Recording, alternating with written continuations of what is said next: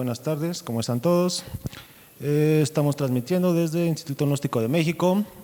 Mi nombre es José Luis Figueres Gutiérrez, soy psicólogo. También estoy realizando la maestría aquí en Gnóstico, en Ciencias de la Educación. Tengo especialidad en psicopatología, soy maestro de lengua de señas mexicana también. Y bueno, el tema que vamos a platicar hoy, que vamos a abordar, es inclusión educativa y lengua de señas mexicana, ¿sale?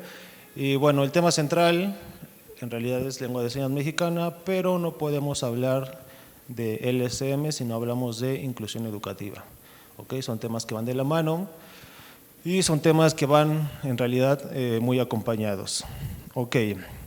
Bueno, para comenzar hay que comenzar definiendo lo que es inclusión educativa, y bueno, con base al nuevo modelo educativo se basa en lo que son dos conceptos.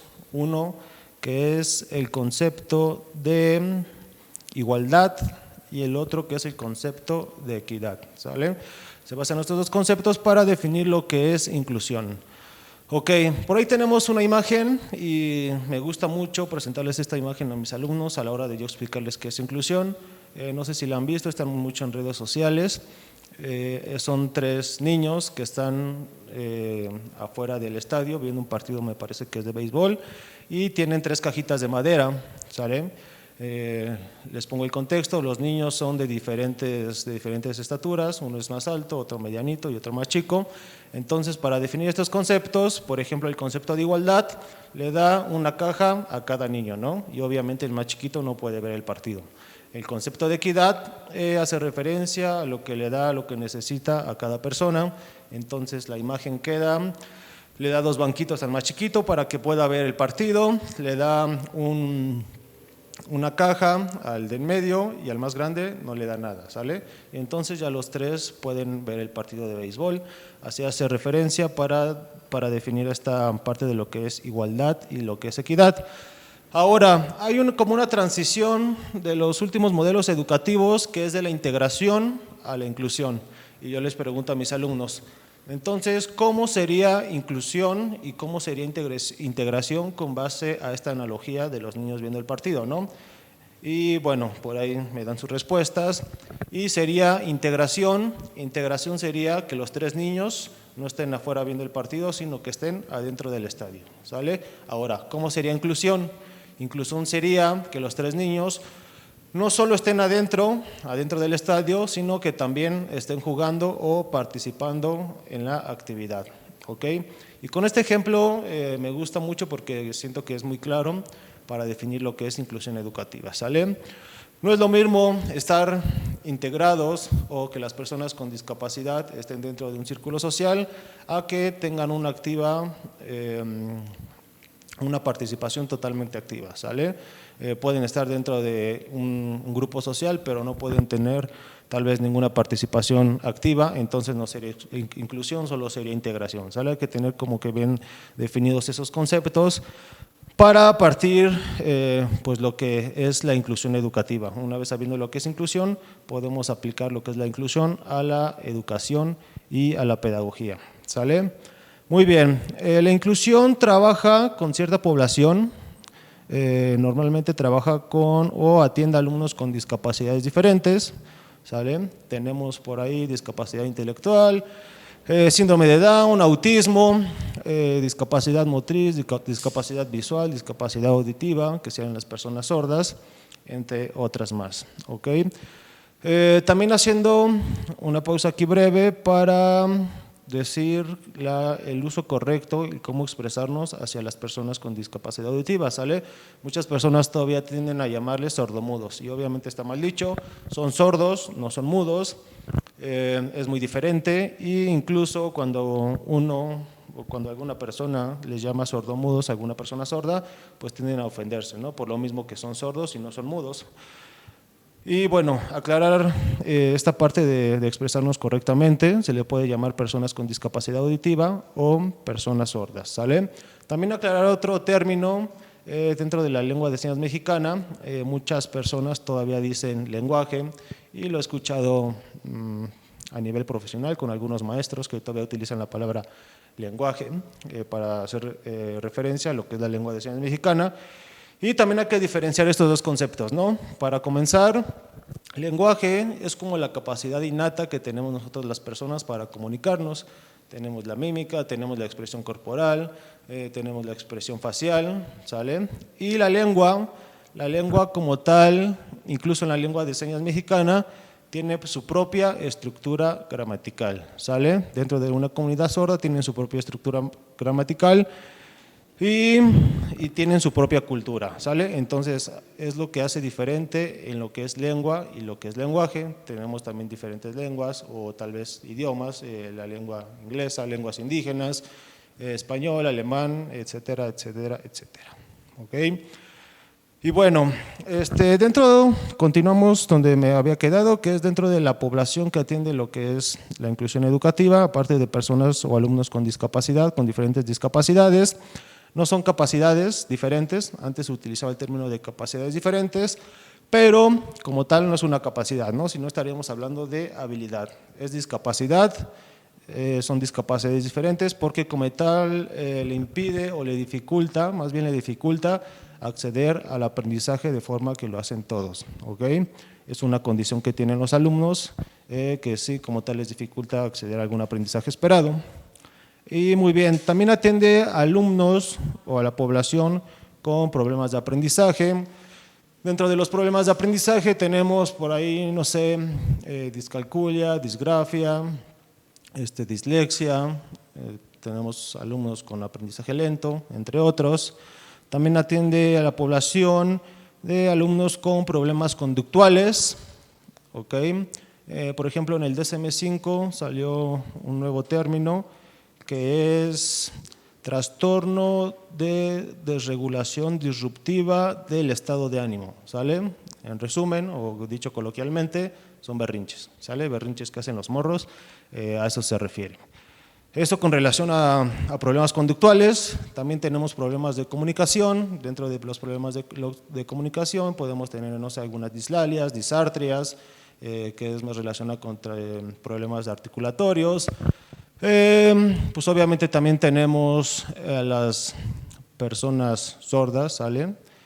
Sabemos que su barrera de comunicación es que la sociedad como tal no sabe lengua de señas, esa sería la barrera. Las personas con discapacidad visual, ¿ok? Tenemos por ahí el braille no es una lengua, es un sistema de lectoescritura, también hay que definir bien eso, es un sistema de lectoescritura. Y bueno, hay diferentes apoyos o herramientas que podemos utilizar para enseñar a estas personas. Muy bien. Y por último, atiende también a alumnos con aptitudes sobresalientes. Muchas veces o muchas personas tienen por entendido que una aptitud sobresaliente tiene o debe ser exclusivamente relacionado con lo que es un coeficiente intelectual alto, ¿sale? Con un IQ alto, pero en realidad no es así. No es necesario tener un coeficiente intelectual alto o ser muy inteligente para tener alguna aptitud sobresaliente. Por ejemplo, hablando en cuestión de educación especial, los niños, yo observaba mucho, los niños con autismo tienen como que muchas habilidades artísticas, son demasiado ordenados y tienen también excelente memoria, ¿no? Por ahí tenía un alumno con discapacidad intelectual que era como bien apasionado al fútbol y tú le preguntabas cuándo jugaba tal o cual equipo y te decía el orden de los partidos, los horarios, en qué estadio van a jugar, etcétera, ¿no? Entonces son aptitudes que no necesariamente van asociadas a un IQ alto, ¿ok? Y bueno, también van más asociadas a lo que son los talentos artísticos que puedan manejar, musicales, entre otras situaciones, ¿ok? Muy bien, quería comentarles también, bueno, dentro de mi preparación me ha tocado y he tenido la fortuna de trabajar en diferentes instituciones educativas como lo son CAM es Centro de Atención Múltiple, trabaja también con alumnos con discapacidades, por ahí discapacidades más severas. He trabajado en diferentes CAM, he tenido la oportunidad de trabajar aquí en Izcalli, en San Francisco, en Valle de Chalco. Y también he trabajado y he tenido la oportunidad de trabajar en USAER. USAER es la unidad de servicio de apoyo a la educación regular. Igual trabajo con alumnos que atienden, como los que mencionaba hace rato, alumnos con problemas de aprendizaje, conductuales, alumnos con diferentes discapacidades, pero que están inmersos dentro de las escuelas de educación regular, ¿sale? Preescolar, primarias, secundarias, normalmente. Y bueno, he tenido también la fortuna de desempeñarme o de trabajar en diferentes zonas escolares, diferentes USAER, diferentes escuelas. Sabemos que cada USAER tiene a su cargo normalmente 5 escuelas de educación regular. Y pues eso siento que me ha servido mucho, he aprendido mucho de diferentes maestros. Yo tuve la labor de aprender lengua de señas. Las necesidades educativas mismas me llevaron a aprender lengua de señas.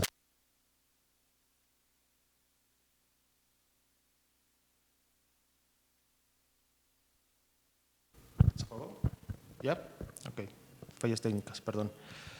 He trabajado más de maestro de comunicación y lenguaje que como psicólogo, creo yo, pero he tenido la oportunidad de trabajar como maestro de apoyo, maestro de comunicación y lenguaje y psicólogo y también maestro frente a grupo en estas diferentes instancias educativas. Y bueno, he tenido la fortuna de aprender de muchos grandes intérpretes de lengua de señas, de algunas maestras que pues en mi formación me sirvieron de mucho apoyo, ¿no? Y bueno, como tal, yo una vez terminando de estudiar lengua de señas, estudié lengua de señas en la UAM Xochimilco. Terminando me puse a tomar cursos, ¿sale? Esto es como una capacitación continua, ¿no? Como que nunca terminas de estudiar la lengua de señas. Me puse a tomar cursos de interpretación, cursos de uso y estilo de la lengua de señas. Por ejemplo, ahorita estoy tomando un curso enfocado en lo que es el sector salud, es más como especializado. Y bueno, uno como maestro de lengua de señas es importante seguir estudiando y capacitándose en las diferentes áreas o en los diferentes contextos educativos, ¿no? Por ejemplo, por ahí me platicaba un amigo que era abogado, que muchas veces a la hora de litigar o cuestiones parecidas, pues le ha tocado las ocasiones que pues no hay intérprete de lengua de señas, ¿no? Entonces, es cuando viene la parte de la exclusión, cuando las personas sordas dependen de alguna otra persona para realizar sus actividades diarias, ¿no? Por ejemplo, ahorita en el curso que estoy tomando enfocado a cuestión de salud, nos platicaba el maestro que es hipoacúsico, que pues él como tal ha vivido experiencias, él por eso se comenzó a dedicar a especializarse en ese sector, porque pues cuando una persona sorda tiene un accidente y te atiende una ambulancia o algo así, no sabe lengua de señas, pues cómo le dices dónde te duele o qué te pasó, si te sientes mal, etcétera, etcétera, etcétera, ¿no? Y esto aplica en todos los contextos, no solo en el contexto de salud, aplica en el contexto laboral, aplica en el contexto social, aplica en el contexto educativo. Y es cuando vienen las barreras que enfrentan las personas con discapacidad auditiva, ¿vale? Y bueno, es importante seguirnos capacitando como instructores o como maestros de lengua de señas, seguirnos capacitando y seguir aprendiendo cada vez más, ¿no? Especializándonos en diferentes temas. Como tal no hay intérpretes certificados, si no existiría una Escuela Nacional de Lengua de Señas, por lo tanto no hay intérpretes como tal certificados, no hay Escuela Nacional de Intérpretes de Señas, pero sí hay muchas páginas y cursos donde nosotros podemos capacitarnos y seguir aprendiendo un poco más sobre este tema, ¿ok? Muy bien, vamos a pasar un poco a lo que es la parte teórica de esta parte. Ahorita seguimos hablando un poco más de lo que es la inclusión en la lengua de señas mexicana. Akerrondo en el 2007 nos marca que hay 4 dimensiones para hablar de lo que es educación inclusiva. La primera, que es político-ideológica, donde utiliza la inclusión como expresión de un ideal político, ¿sale? Tenemos, por ejemplo, ahí las políticas públicas que pues como tal no son encaminadas o si están hechas no están bien realizadas en cuestión de inclusión. Por ejemplo, me parece que en Argentina ya se está dando la lengua de señas en educación regular como materia, ¿no? Que es lo que se debería de hacer en todos los países. La otra vez platicando con un maestro le decía, pues en realidad enseñan en las escuelas de educación regular, enseñan el inglés, pero ¿qué porcentaje de personas utilizan el inglés en sus vidas, ¿no? Es muy bajo. Y sin embargo, la lengua de señas mexicana es lengua nacional, y no la enseñan en los sistemas educativos, y creo que 80-90% de personas conocen o han tenido tal vez alguna relación con alguna persona sorda, ¿no? Entonces también es importante concientizar en esta parte. Lo ideal, y tal vez utópicamente en cuanto a educación se refiere, sería que la lengua de señas la enseñaran como materia desde la educación regular, ¿sale? Incluso, es lo que le mencionaba otro maestro, no solo es esta parte de meter el contenido, ¿no? De meter el conocimiento, sino que también, por ejemplo, un niño al aprender lengua de señas no solo aprende lengua de señas, sino que también tiene algunos otros aprendizajes significativos o desarrolla otras habilidades. Por ejemplo, al tú enseñar o aprender lengua de señas, trabajas también coordinación visomotriz, se trabaja ambos hemisferios, trabajas el estilo de aprendizaje visual, trabajas atención, trabajas concentración, trabajas motricidad fina, trabajas motricidad gruesa, trabajas sociabilización, entre muchas otras cosas más, ¿no? Y son cosas que tal vez indirectamente no tomamos en cuenta o no le ponemos atención a esa parte. Okay. Bueno, una sería la político-ideológica, con relación, como les decía, a las políticas públicas. La segunda, que es epistemológica, sabemos que la epistemología es la ciencia que estudia el conocimiento per se. Y la tercera, que es pedagógica, ¿sale? Esta parte pedagógica nos habla como un modelo constructivista de lo que es el proceso enseñanza-aprendizaje. ¿Ok? Máximo representante del constructivismo tenemos a Vygotsky por ahí, que nos habla mucho esta parte de aprender y desaprender conductas innecesarias, aprender conductas nuevas e ir generando nuevos esquemas de conocimiento, ¿sale? Ya lo platicábamos en la conferencia pasada cuando hablé de psicología currículum, esta parte de los esquemas de conocimiento, el cómo se van moldeando y cómo se van estructurando nuestros esquemas con base o en contraste a los contextos donde nos desenvolvemos, ¿ok? Y la última, que sería la cuarta dimensión, que sería institucional, ¿ok? Esta parte institucional parte de, como tal, de la organización dentro de las instituciones educativas, parte también de lo que es la autonomía curricular para tomar decisiones por parte de las autoridades educativas. Parte de esta autonomía escolar tienen que ver, por ejemplo, los ajustes que se hacen, los ajustes razonables dentro de la escuela, las adaptaciones curriculares, que también se puede hacer adaptaciones al currículo, como ya lo habíamos platicado antes.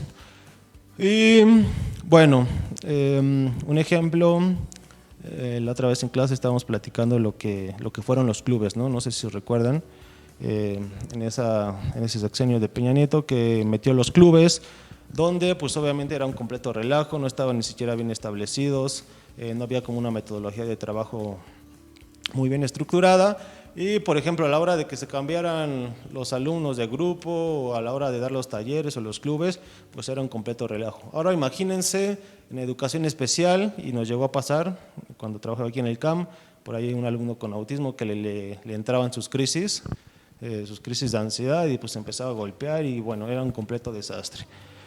Y parte de la autonomía que tienen las escuelas es hacer estas adaptaciones, ¿no? De ver qué les funciona o de adaptar esas particularidades escolares, pedagógicas, a las necesidades de los alumnos, ¿sale? Muy bien, hasta aquí vamos a… Quiero transmitirles un video que se llama El sueño de un sordo, ¿sale? Para que ustedes lo vean. Está por ahí, lo vi en las redes sociales, en una página que se llama Latido Sordo. Me gusta mucho seguir esa página, y en este video pues como tal es el sueño de un sordo, ¿ok? Y nos enseña cómo debería ser la realidad social, una sociedad inclusiva en la que pues le gustaría vivir a una persona sorda, ¿sale? Entonces los dejo con este video, y una vez acabando el video platicamos y lo analizamos un poquito, para sacarle por ahí unas cosas muy importantes, ¿vale? Les dejo con el video y regresamos en un momento.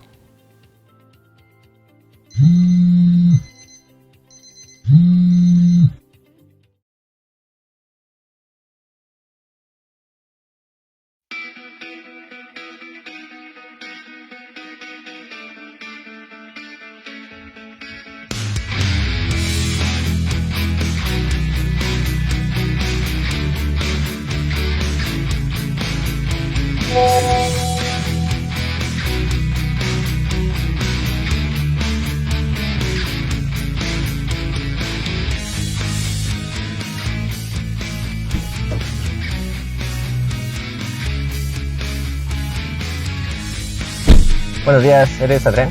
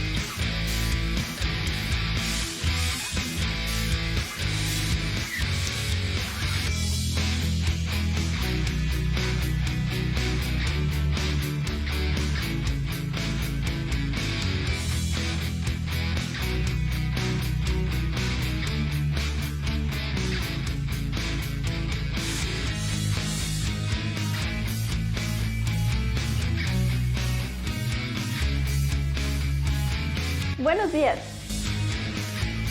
Yo soy su nueva maestra.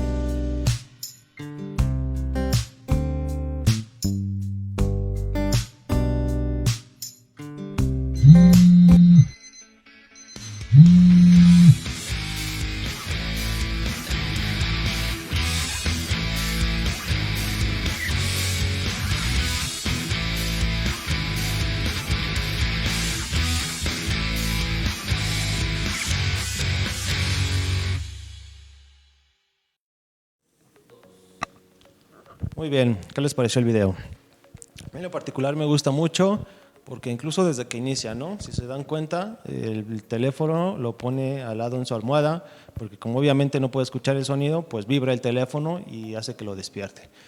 Y al comenzar, pues ven que se sube a un Uber, un Didi, ya hizo por ahí publicidad. Pues el conductor sabe lengua de señas y pues obviamente hasta el sordo se sorprende, ¿no? Se sorprende que sepa lengua de señas y ya le indica el camino por el cual llegar. Después, pues llegando a la cafetería, pues igual la persona que atiende el café se puede comunicar con él. Y pues también se sorprende, ¿no? Pues no es habitual que dentro de algunos establecimientos públicos alguien sepa como tal lengua de señas, ¿ok? Y después, bueno, ahí también en el video podemos ver cómo invita a salir a una persona, a Ceci. Incluso esta Ceci tuve la oportunidad de tomar con ella un curso, es una compañera por ahí, y pues se puede comunicar sin problemas en lengua de señas con ella, ¿no? Ella le responde que no hay problema, que ella conoce de lengua de señas, y le invita a salir, ella acepta, bla, bla, bla, ¿no? Final feliz. Y pues obviamente al final despierta y se da cuenta pues que todo era un sueño, ¿no? Que como tal la realidad social en la que vivimos pues no es igual a como debería de ser. ¿Ok? En ese video nos plantea cómo en realidad debería de ser una sociedad inclusiva, ¿vale? Y pues aplica en todos los contextos, en el contexto educativo, laboral, personal, social. Por ejemplo, yo comencé a estudiar lengua de señas. Sabía cosas básicas porque tengo un primo que es sordo, pero sabía pocas palabras, la verdad. No podía comunicarme adecuadamente, pero no es culpa nuestra como sociedad el no querer aprender lengua de señas o que no tengamos esta parte de inclusividad como sociedad, ¿no? Tal vez con relación, no sé, a mi primo, tal vez mi tía fue la que debió incursionarnos más en la lengua de señas, o nosotros tal vez desarrollar más esa parte empática, pero una vez más reitero, no es culpa de nosotros como sociedad en no ser más inclusivos, sino es más culpa son más cuestiones culturales, son más cuestiones, como lo decía hace rato, de gobierno, son más cuestiones de políticas públicas, de que el sistema educativo como tal no es inclusivo, el sistema educativo no nos enseña a ser inclusivos desde chiquitos y por lo tanto no aprendemos, en este caso, lengua de señas, ¿no? Yo empecé a estudiar lengua de señas porque tenía alumnos sordos, y pues obviamente pues para comunicarme con ellos y para trabajar con ellos, mi necesidad me llevó a aprender lengua de señas, lo cual estoy eternamente agradecido y agradezco al destino que me haya pasado eso. Y es muy padre, la verdad es muy padre cuando tú trabajas con alumnos sordos. ¿Por qué? Porque como tal, pues ellos, la barrera de comunicación que impone la sociedad, les dificulta comunicarse con otras personas, ¿no? Y cuando ven que alguien se puede comunicar con ellos o ver que alguien simplemente les entiende lo que quieren decir, pues obviamente te agarran mucho afecto y te agarran mucho cariño. Por ejemplo, en primaria tenía una alumna sorda, en otra primaria igual tenía alumnos sordos, en secundaria también he tenido varios alumnos sordos por ahí, y no todos, es uno de los mitos, no todas las personas sordas saben lengua de señas, ¿no? Y pues obviamente menos en su contexto familiar, y eso obviamente limita su desarrollo. El no aprender su lengua materna, que es la lengua de señas, no es el español como tal, es la lengua de señas, su lengua materna si no la aprenden, pues obviamente limita su desarrollo y esta parte comunicativa. Tenía, por ejemplo, yo un alumno en primaria que pues apenas iba en cuarto de primaria y apenas estaba aprendiendo lengua de señas mexicana. Entrevistando a su mamá, pues me decía que ella no sabía para nada lengua de señas. Le digo, entonces señora, ¿cómo usted se comunica con su hijo? Y me puso ahí un ejemplo como que muy coloquial, que cuando quiere que mandarlo a la tienda, le escriben un papelito que va a comprar y va y lo compra. Le digo, ok, inventa como un sistema de comunicación ahí medio informal, ¿no? Pero le pregunto, cuando su hijo quiera comunicarle algo más profundo, algún pensamiento, alguna emoción, cómo se siente, qué piensa, pues obviamente la madre se quedó callada, ¿no? Porque pues la limitante de comunicación está bien marcada y como sabemos muchas veces la principal barrera de comunicación son los padres o es la familia.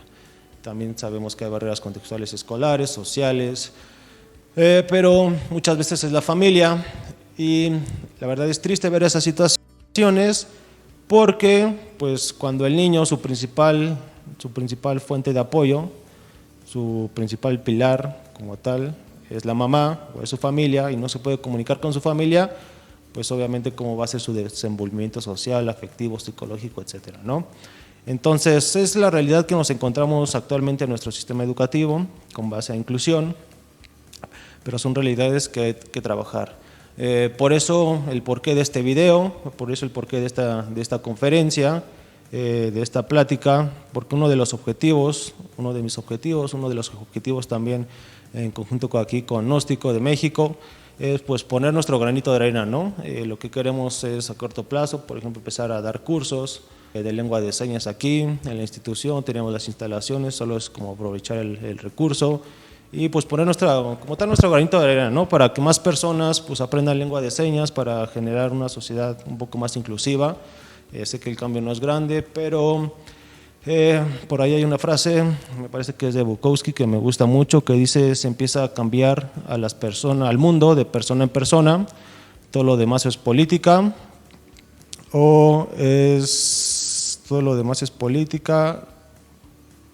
como dicen, se empieza a cambiar el mundo de persona en persona, todo lo demás es política o grandilocuencia, no me acuerdo cómo termina, ¿sale?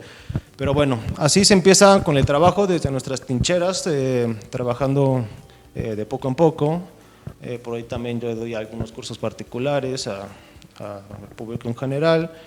Y bueno, para mí es muy significativa esta parte, ¿no? Que de poco en poco las personas se vayan incluyendo y vayan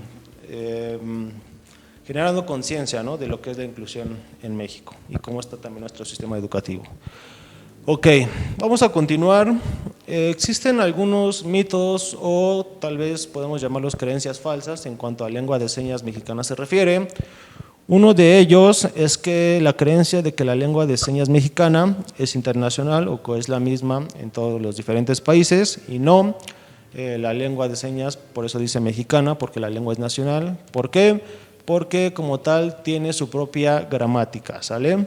Tiene su propia estructura gramatical. Un poco adelante vamos a hablar de lo que es la estructura gramatical. En diferentes países sabemos que tienen diferentes estructuras gramaticales, en el inglés, incluso las reglas gramaticales son diferentes, por lo mismo la lengua como tal es nacional, ¿sale? No es internacional. Otro de los mitos es el creer que, por ejemplo, con base a la dactilología, ¿no?, que es el deletreo de algunas palabras, no se deletrean todas las palabras, lo único que se deletrea como tal son los nombres propios y algunas palabras que no tengan seña. ¿Okay? Para las demás palabras pues se utilizan obviamente algún tipo de seña. ¿Okay? Otro mito es que, como mencionaba anteriormente, no todos los sordos saben lengua de señas mexicana. Incluso tengo por ahí un alumno que pues ya es adulto y apenas está aprendiendo lengua de señas mexicana. Una vez más, no es su culpa, no es culpa de la familia, es culpa del contexto social en el que vivimos. Si tenemos que culpar a alguien, es culpa del sistema educativo y gubernamental en el que vivimos. Y ahora imagínense, si a una edad adulta apenas está aprendiendo a comunicarse con las demás personas, tal vez tienen un sistema de comunicación informal, pero no era el adecuado, ¿no? Entonces, ¿cómo ha sido toda su vida hasta este momento, ¿no? Y tú los ves en sus caras, ¿no? Cuando van aprendiendo, pues obviamente se ven súper motivados las personas sordas, los alumnos sordos que tengo, y pues cambia totalmente su forma y su estilo de vida. Y por último, esta creencia de, por ejemplo, cuando hablamos de traducción o cuando hablamos de interpretación, que el español signado se traduce, más bien que el español se traduce a la lengua de señas como tal, ¿no? Lo que llamamos español signado, que sería una traducción, una interpretación literal, y no lo es. Cuando se hace alguna interpretación, la estructura gramatical cambia totalmente de lengua de señas. Por ejemplo, la estructura gramatical de lengua de señas se comienza utilizando tiempo, lugar, sujeto, persona, objeto y verbo, ¿sale? Entonces, cambia totalmente la estructura gramatical y tenemos nosotros, como personas, pues desaprender totalmente el cómo hablamos para cambiarlo a esa estructura en lengua de señas, ¿no? Es algo complicado, pues, pero obviamente con la práctica, pues se mejora esta parte y obviamente estudiando, capacitándonos nosotros como intérpretes, es como podemos pues ayudar a esta parte de generar una sociedad. Yo, como les comentaba, una vez acabando de estudiar lengua de señas, me metí a varios cursos y me puse inmediatamente a dar clases de lengua de señas porque sabemos que el que enseña pues aprende 2 veces, ¿no? Y es como toda lengua, como todo idioma, si no lo practicas, pues obviamente se te olvida, ¿sale? Entonces hay que tratarlo de practicar continuamente. Muy bien, vamos a continuar. Tenemos algunas particularidades en cuanto a señas se refiere. Tenemos, por ejemplo, lo que son las señas particulares o también en algunos lugares los llaman firmas, ¿sale? Firmas o señas particulares. Una vez me preguntaba una alumna que cómo le llamas a una persona sorda, si le llamas por su nombre o no. Obviamente le dije que no porque la persona no te escucha. Para empezar es recomendable como tocarle el hombro si está de espaldas para que voltee. Y si quieres hacer referencia a alguna persona, pues obviamente se le hace referencia con su seña. ¿Cómo se le asigna esta seña? Normalmente las señas las asignan dentro de una comunidad sorda o las personas sordas te asignan a ti tu seña. ¿Cómo se asignan las señas? Con base a tus características físicas, con base al inicio de la letra de tu nombre, principalmente eso, ¿no? Por ejemplo, a mí mi maestra, que era hipoacústica, hace mucho tiempo me asignó mi seña es esta. ¿Por qué? ¿Qué significa? Esto por la J de José y esto por la L de Luis, y pues son como juntas, ¿no? De José Luis, y el movimiento es aquí, pues por mi barba, ¿no? Mi característica física principal que pues sería mi barba. Esta es mi seña. Y bueno, esta seña se asigna las asignan las personas sordas dentro de la comunidad sorda. Normalmente son los encargados de asignar las señas. ¿Ok? Tenemos también que hay diferentes señas para una palabra. Por ejemplo, puede haber una palabra y puede haber dos o más señas. Por ejemplo, no sé, les voy a poner un ejemplo. Desde, no puedo hacer bien la señal por el micrófono, pero configuración de desde, la he visto también así, desde o desde. Entonces, para cada palabra hay dos o más señas. ¿Sale? Hay que entender esta parte. Nosotros como oyentes hay que ser flexibles en cuanto a esta situación. ¿Por qué? Porque dentro de las comunidades sordas a veces manejan señas muy antiguas y pues nosotros a la hora de estar practicando con ellos pues manejan dos o más señas tal vez que conocemos o no conozcamos, pero normalmente son como que muy parecidas, ¿sale? También para cada seña puede tener dos o más significados. Por ejemplo, no sé, hasta luego, ¿sale? Y cuando hacemos hasta luego, en un contexto para despedirnos, esta seña también significa después, ¿sale? Entonces, alguna seña puede tener dos o más significados, depende del contexto en el que la estemos utilizando. Y hay señas que son parecidas, ¿ok? A estas señas que son parecidas, o que tienen un movimiento parecido, en un lugar parecido o la configuración parecida, se les llaman falsos cognados. ¿Okay? Les voy a poner un ejemplo. Por ejemplo, solo, configuración D, viudo, configuración V, soltero y huérfano. ¿Sale? Si se dan cuenta, van como que… ¿sí? Si se dan cuenta, tienen como que el mismo movimiento, la misma locación y la configuración se parece, pero obviamente no es la misma. Y se les llaman falsos cognados. ¿Ok? ¿Qué más? Bueno, yo que soy psicólogo, pues me doy cuenta de cómo las personas sordas tienden a interactuar, cómo son sus rasgos de personalidad. Si se dan cuenta ustedes, normalmente las personas sordas tienden como a aislarse un poco, son un poco retraídas, claro, no todas, que hay que especificar que no todas, sino que la mayoría son un poco retraídas, un poco aisladas, pues obviamente no socializan mucho, pero es por lo mismo, ¿no? No es tanto por su condición, sino porque es el contexto que limita como tal su proceso de sociabilización, su proceso de comunicación.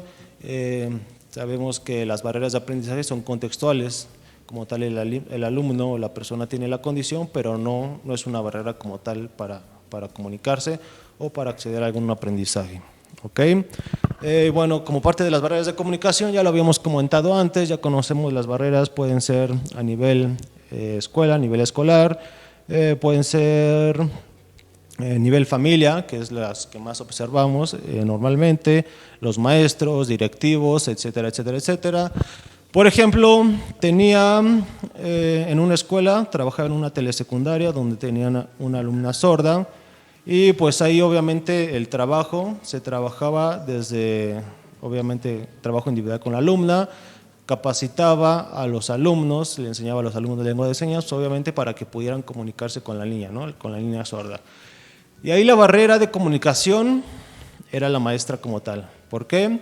Porque incluso los alumnos, todos los niños ya tenían como un nivel básico 2 por ahí intermedio y se podían comunicar adecuadamente con la niña, pero la maestra, en este caso era la barrera de comunicación, porque a la maestra no le importaba aprender lengua de señas, la maestra sabía casi nada de lengua de señas, a las clases iba yo, se salía, tenía que decirle, maestra, quédese por favor a la clase para que usted aprenda también. Entonces, hay muchas veces también, como tal, son los maestros, ¿no? La barrera de comunicación.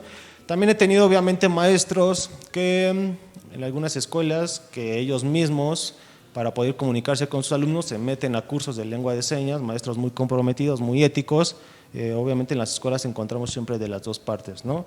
Y pues lo que hacía esta maestra era apoyarse de un alumno para que, no sé, para darle una indicación, alguna consigna a la niña, pues apoyaba de un alumno en vez de que lo hiciera ella, ¿no? Entonces, ahí es cuando vemos las principales barreras de comunicación, cuando a veces son los mismos maestros, cuando a veces son los mismos padres de familia, o incluso también en el contexto escolar, ¿no? O en el contexto social. Por ejemplo, haciendo alusión a lo que es ahorita la pandemia, ¿no? Las personas sordas utilizan mucho su estilo de aprendizaje visual para entender lo que uno está diciendo Y hay muchas personas que tienen la lectura labiofacial, es decir, la lectura de los labios, de las palabras, y obviamente la pandemia también llegó a afectar incluso a este sector de la población, ¿no? A la comunidad sorda. ¿Por qué? Pues con el cubrebocas, pues obviamente las personas sordas no pueden leer los labios, no pueden leer adecuadamente las expresiones faciales de lo que la otra persona está diciendo. Otro ejemplo, no sé, ahorita que pasó esto del sismo, ¿no? del 7 de septiembre, qué bueno que no tembló este 19, con los sismos. ¿Cómo actúan las personas sordas cuando tiembla? Obviamente actúan solamente con imitación. La persona sorda no sabe que está temblando hasta que lo siente, pero empieza a sonar la alarma, por ejemplo, empieza a sonar la alarma y nosotros la escuchamos, pero obviamente las personas sordas no lo escuchan, entonces dicen, ¿qué está pasando, no? ¿Por qué se echan a correr todos o por qué se salen o por qué se van? Y ahí es otra barrera que podría decirse contextual y social hacia las personas sordas. Y obviamente hay mucha molestia por parte de esa comunidad porque pues las acciones inclusivas no son dirigidas hacia ellos. Por ejemplo, en una escuela teníamos esa adecuación que cuando había se daba la alerta sísmica, dentro del salón donde estaba la persona sorda, el alumno sordo, poníamos un foquito que en vez de que sonara, prendía y se apagaba, ¿no? Como indicio de peligro. Entonces, obviamente el alumno ya veía que prendía y apagaba el foquito y ya sabía que estaba pasando algo y se salía, ¿no? Esas son como las acciones que debemos tomar en cuenta como sociedad o dentro de las políticas públicas para establecer con las personas sordas. Porque otra vez viendo un video, sigo por ahí una página en Facebook que se llama, ¿cómo se llama? En contraste, interpretación y accesibilidad, algo así se llama. Pues obviamente en esa página platican continuamente de las problemáticas, ¿no? a las que se enfrentan las personas sordas. Hablaban también esta parte de los sismos, que cuando temblaba pues ya todos se salían y la persona sorda no sabía ni por qué se salía, y son parte de las adecuaciones que se deben de hacer con base a esta población, ¿no? También platicaban mucho, por ejemplo, una plática muy interesante que me pareció fue la de los implantes, el implante coclear, que este implante como tal es una cirugía que estimula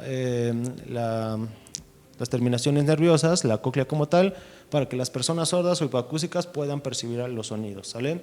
Depende también de la disfuncionalidad orgánica del oído, depende también de la cirugía y cómo se haga el ajuste para que escuchen mejor, bueno, para que escuchen más bien sonidos, ¿no? Escuchan los sonidos, pero pues como tal su lengua natal es la lengua de señas mexicana.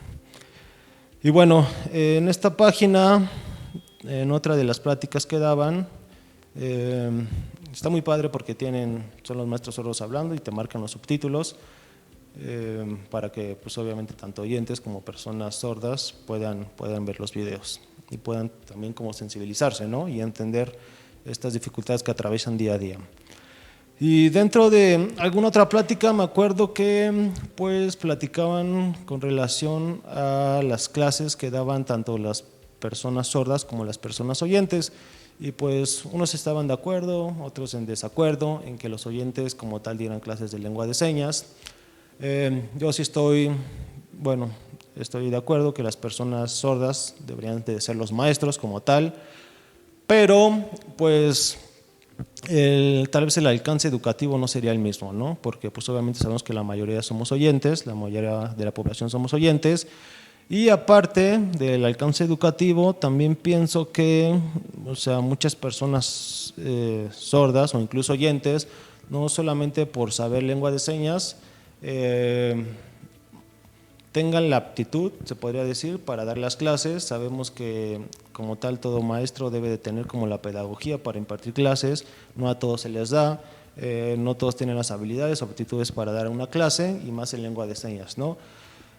Por ejemplo, tenía yo en un diplomado que llegué a tomar, tenía dos maestros que eran doctores del mismo psiquiátrico. Una doctora trabajaba en la mañana y el otro me parece trabajaba en la tarde. Y por ejemplo, la maestra era una eminencia dando clases, ¿no? Yo le aprendí mucho a esa maestra. Pero a diferencia del doctor, del maestro, pues el maestro era de esos maestros tradicionalistas que se sientan todo el día en clase, te dan una lectura, léela y expónla, o luego se la pasan hablando de su vida. Entonces, no es lo mismo ser maestro y tener las aptitudes o la pedagogía para enseñar a solo tener el conocimiento, ¿sale? Hay que saber cómo enseñar y cómo compartir ese conocimiento. Y aplica también en lo que es la lengua de señas mexicana. Muy bien, vamos a terminar con esta parte teórica.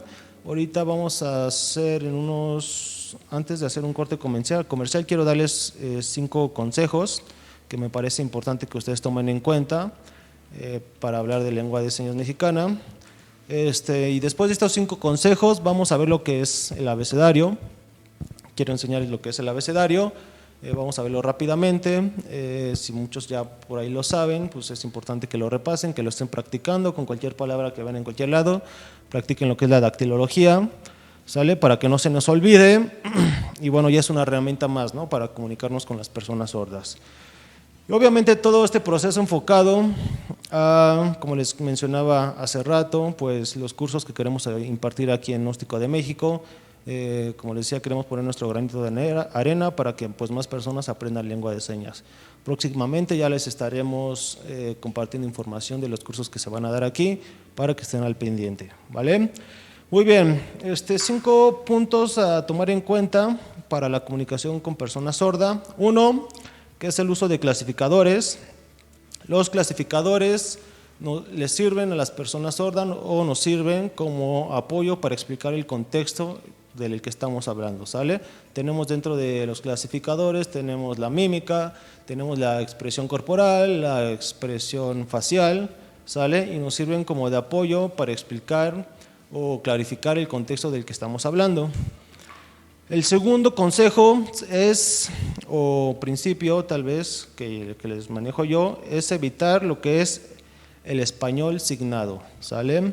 Como tal, esta parte literal del español a la LSM no es como recomendable utilizarlo dentro de la cultura sorda.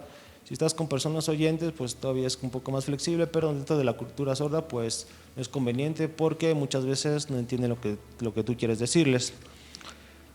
El tercero, utilizar ejemplos o analogías, ¿ok? Para definir incluso un concepto, para definir alguna palabra, es importante utilizar ejemplos o alguna analogía para que quede más claro y se explique de la mejor manera. Cuarto, evitar frases en sentido figurado. Normalmente las personas sordas son como que muy literales, ¿no? Les voy a poner un ejemplo. Si una persona te pregunta, no sé, ¿cómo vas con tu tarea? ¿Cómo vas con tu tesis? No sé, y tú le dices, pues ahí la llevo. Y ellos leen el mensaje y leen, pues ahí la llevo. Y ellos lo que leen es, ahí la llevo, como que ahí la llevo a dónde o qué vas a llevar, ¿no? O sea, no entienden esta parte como figurada o coloquial del español, son un poco más literales y entonces es importante tomar este punto en cuenta. Y por último, y más importante, obviamente, practicar con personas sordas, tratar de empezar a comunicarnos con personas sordas. Por ejemplo, en mi último curso que tomé, mis maestros eran sordos. Yo pues tengo alumnos sordos, me desenvuelvo continuamente con ellos, o involucrarnos también en comunidades sordas, ¿sale? Por ahí también en Facebook, en las redes sociales podemos encontrar muchas páginas de comunidades sordas donde podemos interactuar y donde podemos aprender un poco más de su cultura y de su comunidad. ¿Va que va? Muy bien, vamos a hacer aquí una pequeña pausa y regresando vamos a enseñar lo que es el abecedario de lengua de señas mexicana para que ustedes se lleven algo significativo de esta conferencia. Ok, hacemos un corte y regresamos. Lex Lopes Consultores.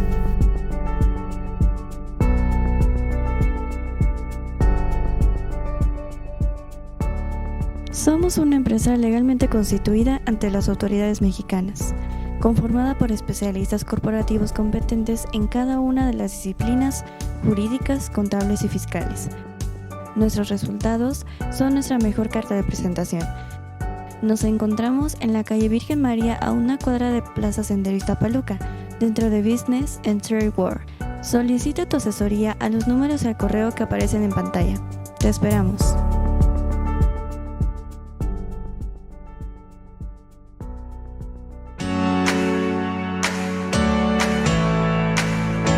Instituto Gnóstico de México, plantel Ixtapaluca.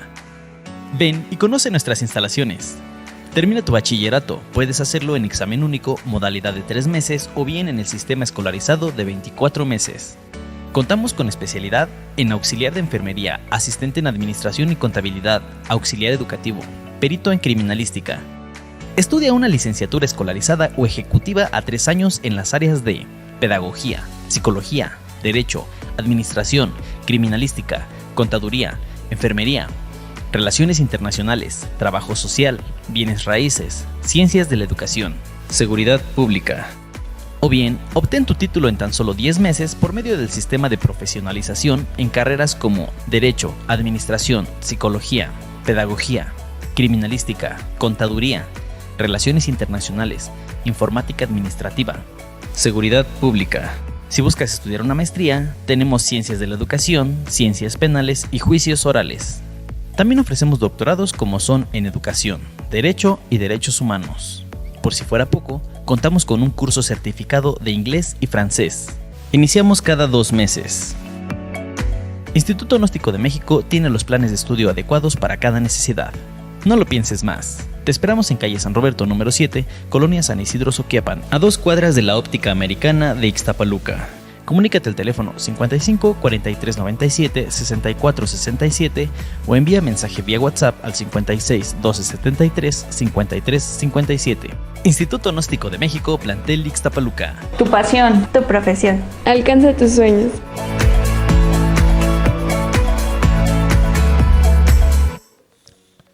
Muy bien, ¿cómo están? Regresamos de la pausa. Y ahora sí, vamos a lo padre de esto, a lo padre de la lengua de señas, que es pasar a la praxis como tal. Y vamos a aprender lo que es el abecedario, ¿sale? Vamos a verlo rápidamente.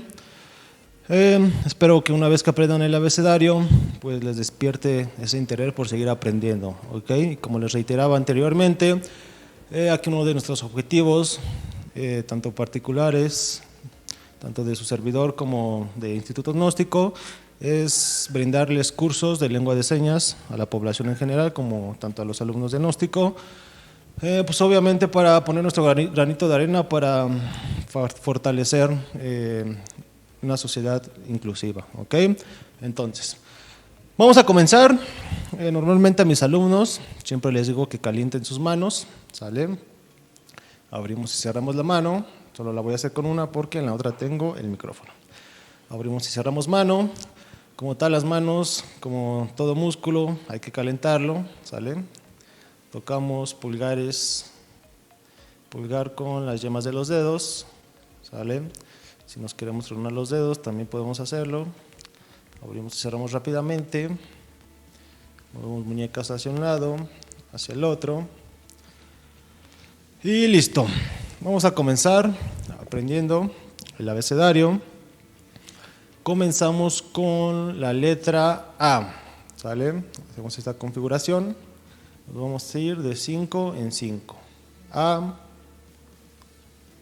B, C, D y E, ¿sale? Lo hacemos una vez más. A, B, C, D y E. Cabe mencionar que no importa si sean zurdos o si sean diestros, izquierdas o derechas, pueden igual hacerlo con la misma mano, con la que gusten, ¿sale? Con la que se acomoden más. Si son derechos, su mano dominante va a ser la derecha y su mano base va a ser la izquierda. Si su mano izquierda es su mano dominante o con la que escribe, no sé, la mano dominante va a ser la izquierda, la mano base va a ser la derecha, ¿sale? Seguimos. Desde el principio, A, B, C, D, E, F, G, H, I, J. ¿Sale? Lo hacemos una vez más, desde el comienzo. A, B, C, D, E, F, G, H, I, J. ¿Ok? Seguimos con la K. Para la K vamos a poner esta configuración, ¿sale? El dedo pulgar en medio del índice y el dedo medio, K. Y la K va a llevar un movimiento de la muñeca hacia arriba, ¿sale? K. K. Muchas la hacen así o así. El chiste es que lleve movimiento, ¿vale? K. L. Doble L. Movimiento, ¿ok? Cuando es doble la letra, lleva movimiento izquierda a derecha, o de adentro hacia afuera. Doble L. M. N. Recogemos un dedo. Y ñ, con movimiento, ¿sale? Comenzamos desde el principio. A, B, C, D, E, F, G, H, I, J, K, L, doble L, M, N, ñ. Seguimos con la O, la forma de la O. P, si se dan cuenta, es como la K, pero sin movimiento, ¿sale? P.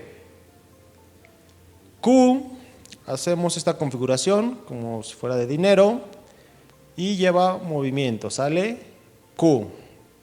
El movimiento también en la comunidad sorda lo hacen así, luego lo hacen así. Lo importante es que lleve movimiento, ¿sale?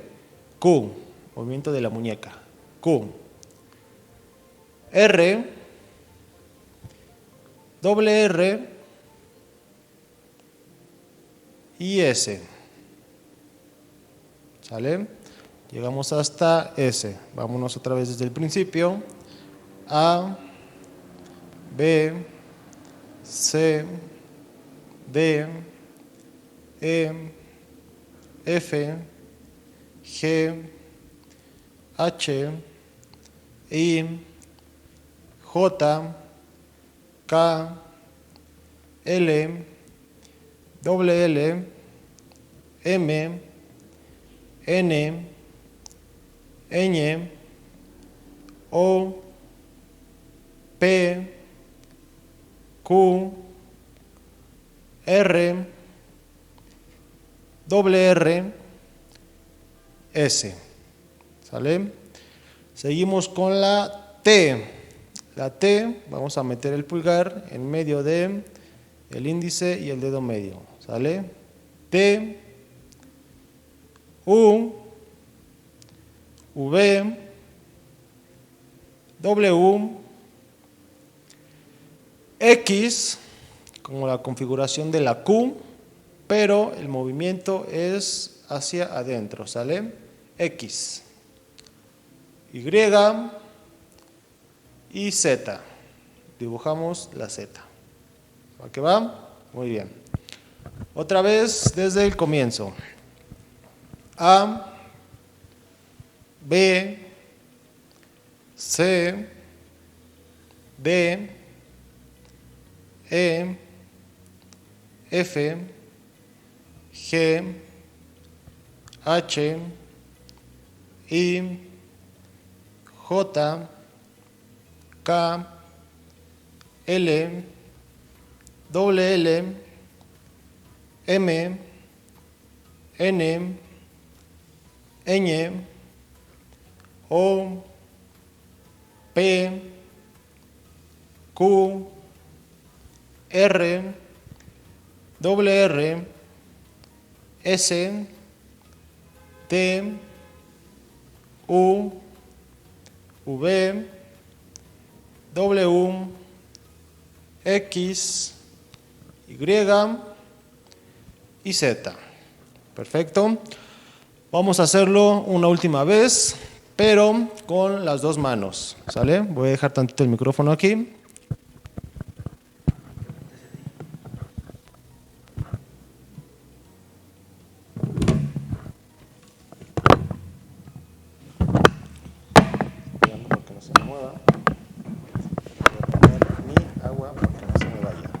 Listo, muy bien, ya, ahí no se me va.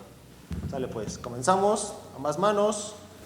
A, B, C, D, E, F, G, H, I, J, K, L, L, M, N, Ñ, O, P, Q, R, R, S, T, U, V, W, X, Y y Z. ¿Listo? Muy bien, terminamos con el abecedario, que pues obviamente es la parte básica para poder comenzar a aprender lengua de señas mexicana, porque por ejemplo algunas configuraciones, algunas señas de algunas palabras comienzan con la letra inicial de su palabra, ¿ok? Y bueno, vamos a cerrar, vamos a dar cierre a esta conferencia. Espero les haya gustado, espero hayan concientizado sobre las dificultades de las personas sordas, espero su interés en aprender lengua de señas, más a mis colegas, psicólogos, pedagogos, psicopedagogos, psicopedagogas. Pues obviamente el aprender lengua de señas no solamente favorecen una educación o una sociedad inclusiva, sino también les abre muchas puertas laborales, ¿sale? Muchas puertas de trabajo. Y bueno, el chiste es poner nuestro granito de arena, trabajar desde nuestras trincheras para pues ir eliminando estas barreras de comunicación y una vez más ser inclusivos, ¿ok? Muy bien, me despido. Cuídense mucho, estén al pendientes de los próximos cursos que impartiremos aquí en Gnóstico de México de lengua de señas mexicana, ¿ok? Para que pues se inscriban y bueno, próximamente les estaremos dando la información, ¿sale? Cuídense mucho y adiós, nos vemos. On my back.